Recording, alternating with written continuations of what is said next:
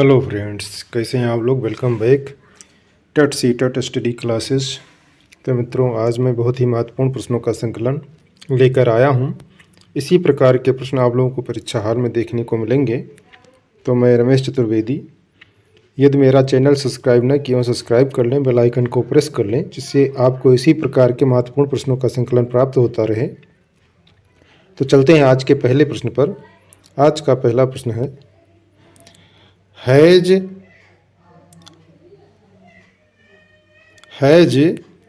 Antarctica always been fixed in the south pole. Option है yes, no, may be या not given in the passage. तो इसका option सही होगा number B, no. तो has Antarctica always been fixed in the south pole, तो ये नहीं होगा। तो अन्य तथ्य है, has Antarctica always been fixed in the south pole. क्या अंटार्कटिका सदैव साउथ पोल पर ही स्थित रहा है? तो नहीं, यह बाद में साउथ पोल पर शिफ्ट हुआ है। तो पैसेज में 16वीं लाइन में दिया हुआ है। तो चलते हैं अगले क्वेश्चन पर। अगला क्वेश्चन है, who are the earliest known inhabitants of Antarctica. Option है American scientist, Indian scientist, dinosaurs, it has always been a desert. तो इसका ऑप्शन सही होगा नंबर सी, डिनोसॉर्स। तो अन्य तथ्य है, डिनोसॉर्स अंटार्कटिका में रहने वाले सबसे प्रथम प्राणी थे। जो डायनासोर्स हैं ना, तो डायनासोर जो है वो अंटार्कटिका में रहने वाले सबसे प्रथम प्राणी थे। तो चलते हैं अगले क्वेश्चन पर। तो मित्रों, एक महत्वपूर्ण सूचना है कि यदि आपको ऑनलाइन किसी भी बोर्ड एग्ज़ाम का या कंपटीशन एग्ज़ाम का ऑनलाइन थ्योरी क्लास लेना हो, या डाउट क्लियर करना हो, या ऑनलाइन टेस्ट देना हो, या प्रैक्टिस सेट प्राप्त करना हो, या आदि जो भी चीज़ें आपको इससे रिलेटेड प्राप्त करना हो, तो आपको मात्र 399 रुपये प्रति माह में ये सारी सुविधाएं आपको मिलेंगी। और इस सुविधा को लेने के लिए आपको मेरे व्हाट्सएप नंबर 8806898105 पर कॉल करके या चैट के द्वारा आप ये सुविधा प्राप्त कर सकते हो। और इस सुविधा के पैटर्न को किसी भी माह में आप चेंज भी कर सकते हो। और अगला बैच स्टार्ट होने वाला है और एक बैच में मात्र 20 ही लोगों का एडमिशन होता है। ये मतलब सीट बहुत ही सीमित है, तो जल्दी कीजिए। और कोई भी क्वेरी करने के लिए आप मेरे व्हाट्सएप नंबर पर कॉल या चैट के द्वारा कर सकते हैं। तो सूचना समाप्त हुई। चलते हैं अगले प्रश्न पर। अगला क्वेश्चन है, डायरेक्शन है, read the given passage carefully and answer the question, यानी क्वेश्चन नंबर 86 से 90 तक, that flow by selecting the most appropriate option. तो हमारा पैसेज है, the first thing which a scholar should bear in mind is that a book ought not be read for mere amusement and are not to be blamed for it.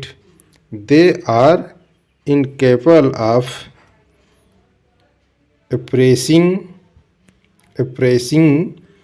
the deeper qualities that belong to a really great literature, but a young man who has passed though a course of university training should discipline himself at an easily day never to read for mere amusement, and once of habit of discipline has been formed, he will find it impossible to read for mere amusement. He will then impatiently throw down any book from which he cannot obtain intellectual food, any book which does not make an appeal to the higher emotions and his intellect,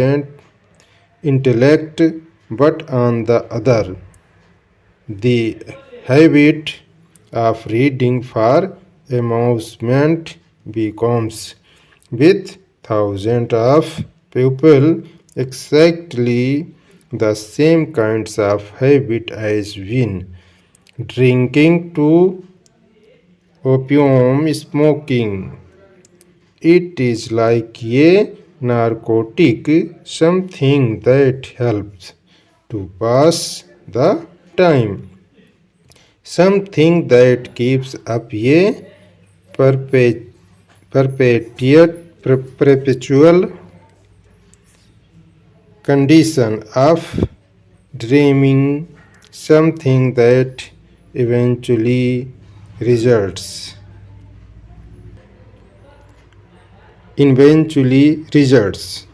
in destroying all capacity for the giving exercise only to the surface parts of the mind and leaving the deeper spring of feelings and the higher faculties of preparation unemployed.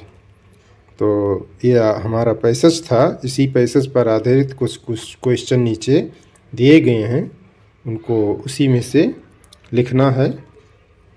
तो question है the writer believes that half educated persons are not able to.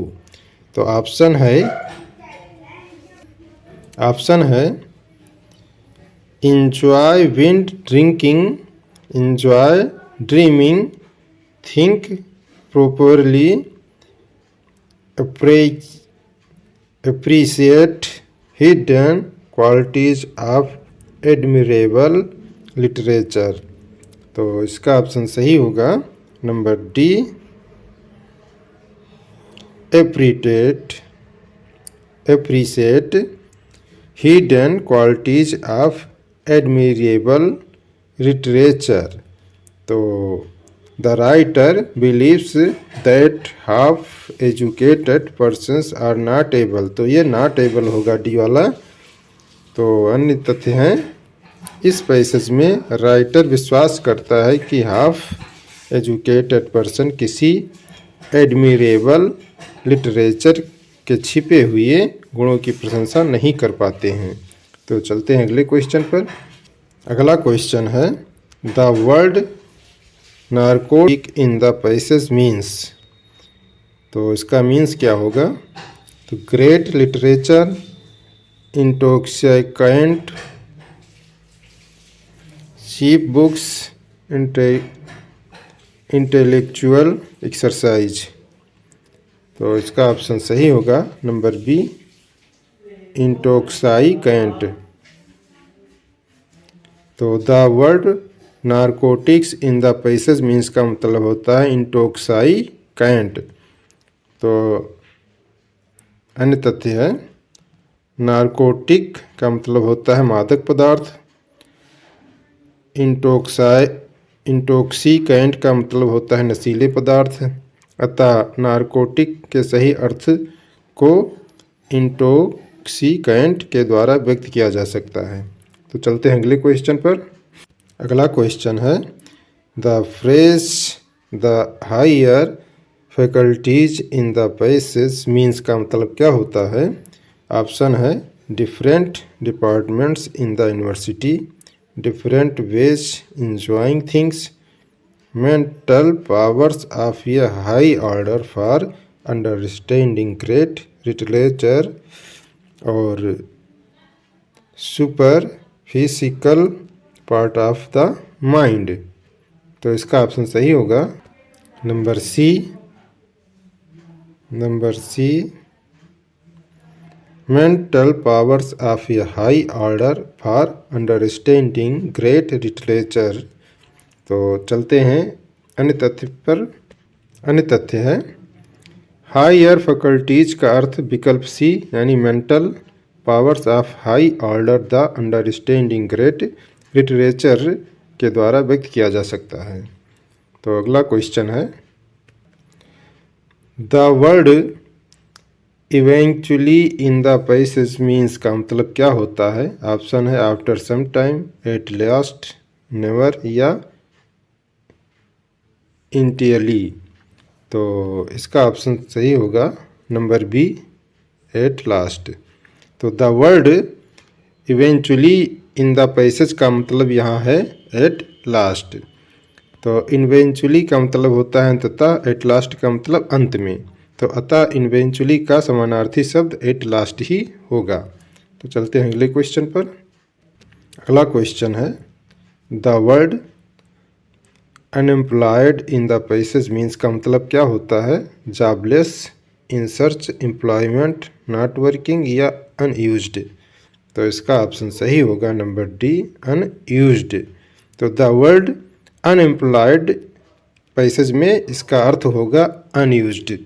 तो अन्य तथ्य है इस passage के अनुसार unemployed का अर्थ अनयूज्ड है जिसका प्रयोग न किया गया हो। तो चलते हैं अगले प्रश्न पर। तो अगला प्रश्न जो है वो संस्कृत से संबंधित है। तो देखते हैं परीक्षार्थी निम्नलिखित भाग के प्रश्नों का उत्तर केवल तभी दे यदि उन्होंने भाषा सेकंड का विकल्प संस्कृत चुना हो। तो निर्देश है प्रस्तुत गदखंड के आधार पर प्रश्न संख्या 61 से 63 तक प्रश्नों के सही उत्तर देना है। तो इस गदखंड के आधार पर देना है। तो गद्यांश देख लेते हैं क्या है। तो एकस्मिन् अवसरे कदाचित् लक्ष्मीः पार्वतीम् अवदत् प्रेमवः गौरी स्वपत्युः नाम उच्यताम् अन्यथा अहं क्रीडावजेन भवतीः ताडयेम इति। तदा पार्वती अवदत् मम पत्युः नाम शिवः इति। शिवपदस्य अन्यर्थार्थः श्रृंगालः इति अर्थ मत्वः लक्ष्मीः अवदत् किं सः स्तम्भः इति सः अस्ति पशुपतिः इति अवदत् लक्ष्मीः। एतादृशः लक्ष्मीः पर्वतयोः संकल्पः सर्वेषां मंगलायां भवतु। तो इस पर आधारित प्रश्न है शिवपदस्य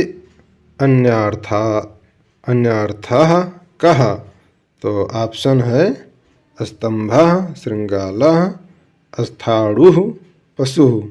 तो इसका ऑप्शन सही होगा नंबर बी, श्रृंगालः। तो शिवपदस्य अन्यार्थः कः तो क्या है, श्रृंगाला होगा। अन्य तथ्य है शिवपदस्य अन्यार्थः श्रृंगाला अस्ति, अर्थात गदखंड के अनुसार शिवपद का अन्य अर्थ श्रृंगाला है। तो चलते हैं अगले क्वेश्चन पर। अगला प्रश्न है गदखंडे कया प्रश्नः पृच्छ्यते। ऑप्शन है गौर्यः, पार्वत्याः, दुर्गधा और लक्ष्म्याः। तो इसका ऑप्शन सही होगा नंबर डी लक्ष्मयः। तो गदखंडे कयः प्रश्न पूछते, मैंने कौन प्रश्न पूछ रहा है, तो लक्ष्मयः पूछ रहा है। अन्य तथ्य है गदखंडे लक्ष्मयः प्रश्न पूछते यथा एकस्मित् अवसरे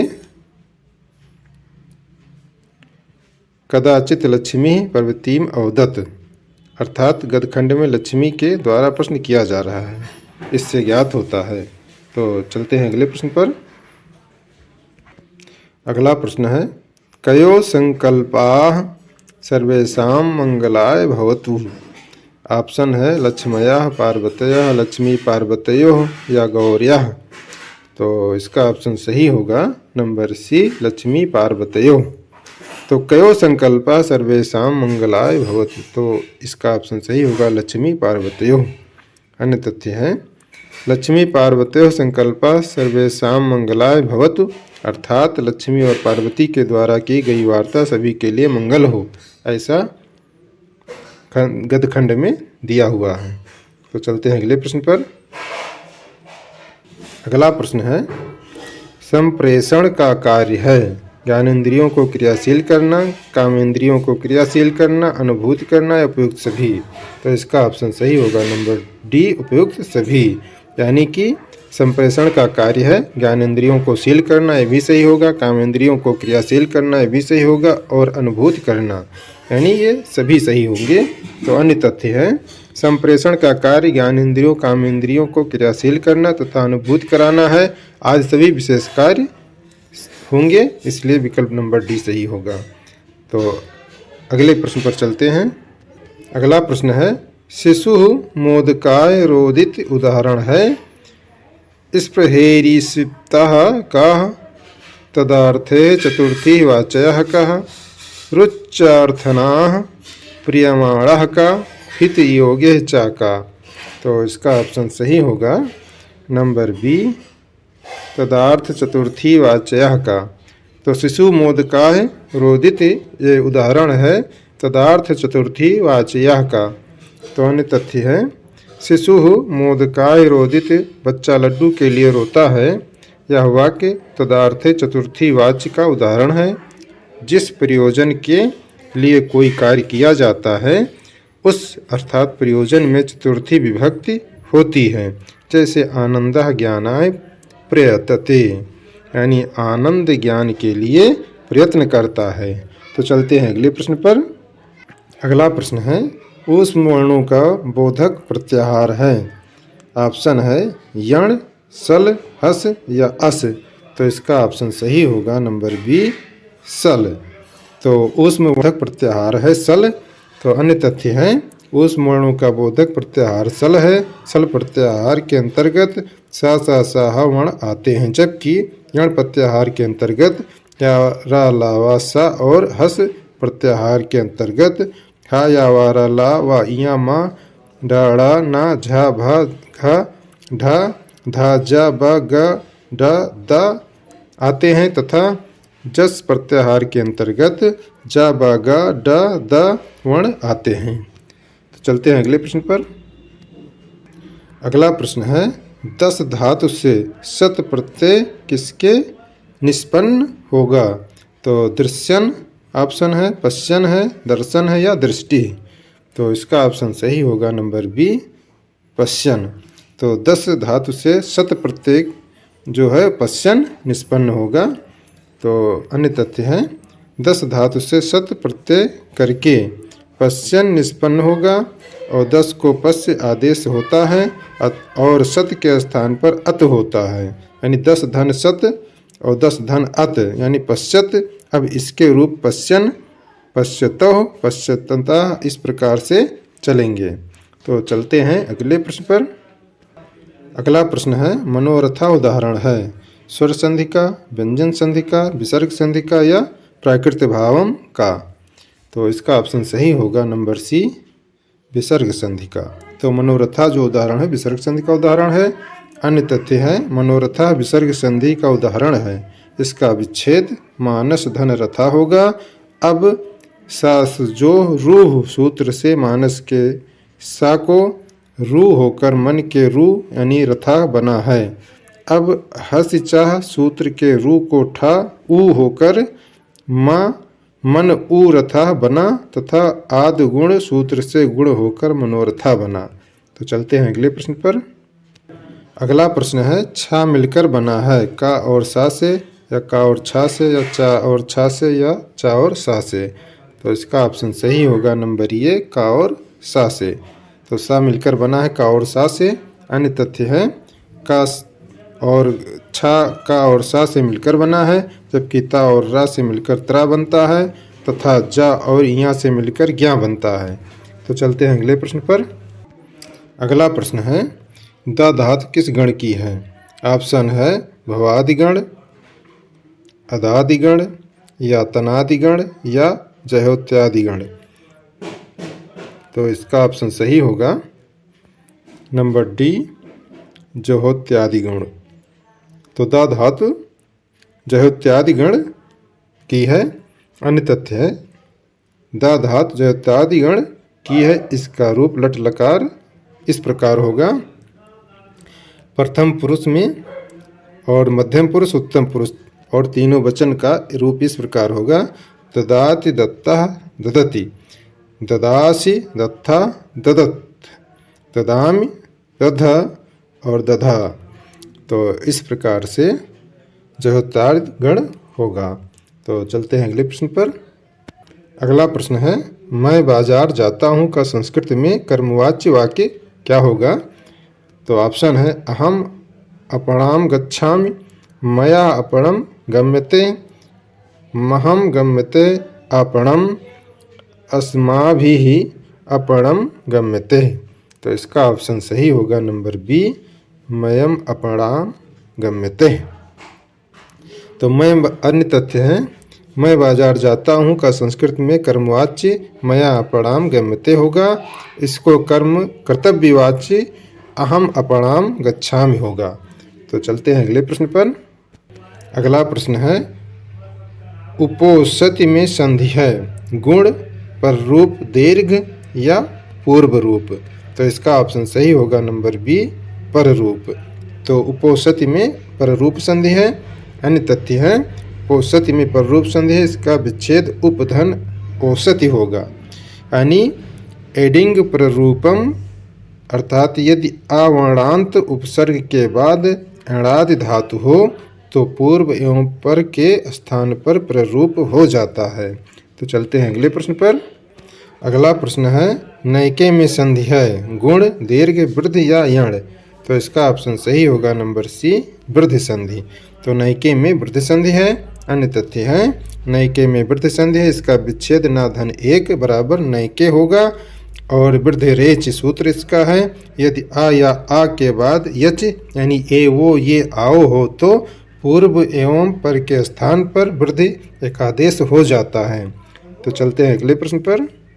अगला प्रश्न है अव्यय शब्द समूह है सा ते एवं अत्र तत्र तस्य सर्वत्र अधुना उपरि नमः सह ज्येष्ठः।